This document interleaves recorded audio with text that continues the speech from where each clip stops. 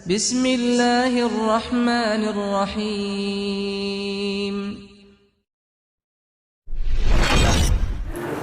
आज हम मखरज नंबर 11 यानी रा का मखरज पढ़ेंगे। रा का मखरज आप गौर करें, इसको पढ़ना या याद करना तो बाद की बात है, पहले आप ज़बान लगाएं, आपको खुद ही पता चल जाएगा। रो रो बोलिए ज़रा, एक अलिफ लंबा करना होता है इसको। रो बोलिए, रो।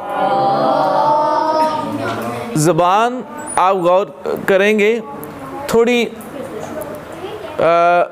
इसकी बैक साइड भी इस्तेमाल हो रही है, ज़बान की करवट साइड भी है, ज़बान की नोक भी है, और आप गौर करेंगे तो थोड़ा सा ज़बान को ऐसे उल्टाया भी जा रहा है।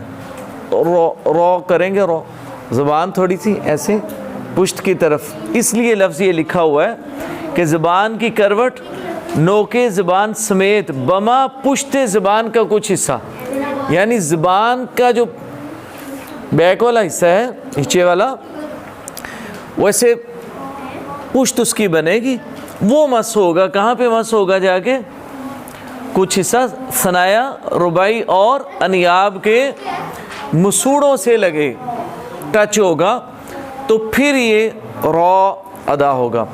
एक और भी तरीका मैंने आपको बताया था कि साकिन करके जब हम पढ़ते हैं ना, फिर हमें सही पता चलता है कि कहाँ पे ज़बान लग रही है, ये कौन सी जगह बन रही है असल।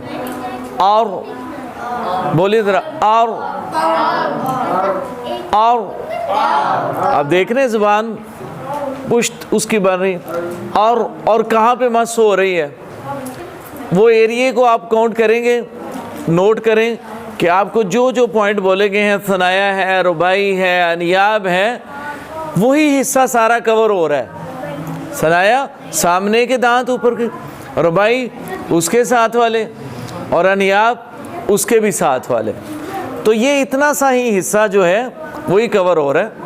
ठीक है, ये किस चीज़ का मखरज है? हरूफ तहजी में किस हरफ का ये मखरज है? रॉ का। और आप देख रहे हैं इस तरफ नहीं है, इस तरफ का एरिया है। रॉ रॉ राइट साइड वाला रॉ, और ठीक है।